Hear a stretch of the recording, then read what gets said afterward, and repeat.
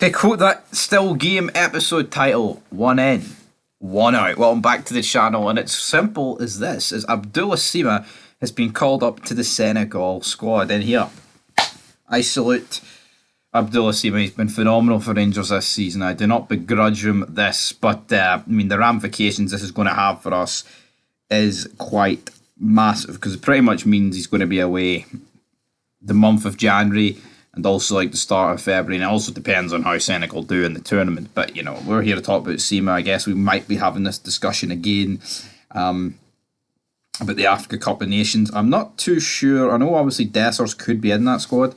I'm not too sure about Balogun. I'm hoping Balogun's retired for international duty, but I mean, I would assume that Nigeria don't have too many centre backs that are better than Leon Balogun at the minute, and that worries me. But hopefully he is retired, or simply just won't get picked. Hopefully that. But you know, are we going to be compensated for this? And what I mean by that is, like, was this took into consideration that we have signed this guy on a season-long loan, but for no fault of our own, he could be potentially missing quite a lot of games. It looks like 5 at least. Of course, we do have the winter break, which is taking place after the Kilmarnock game on the 2nd. But the real question is this: what's going to happen here? Will this force Rangers' hand? Will we feel the need to sign more players, or will we simply, you know, not really react to this, just pretend that Abdullah Sima is not away? Because he's massive. I mean, the guy seems like he scores every game, and when you have a player like that in your team, you don't want to replace them. You really don't. And I mean, the sad reality is he's only on here on loan, and you're not supposed to fall in love with a loan player. But I think a lot of us have grown very fond of the big man, Abdullah Sima, and I think it could be a problem for us going forward. But at the end of the day, he's been called up. We can't do anything to stop it. And here, I hope he does well representing his country, because I'm not going to. I mean, I've seen some people, oh, why did they go? But I mean, that's the African. I mean, that is their Euros.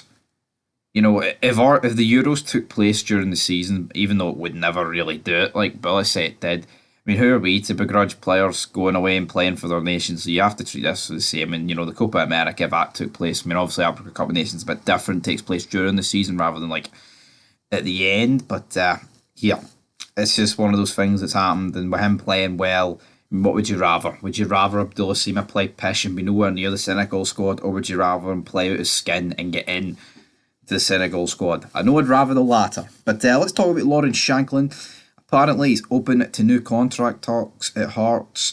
They're preparing a fresh deal for the 28-year-old. That's according to the Herald.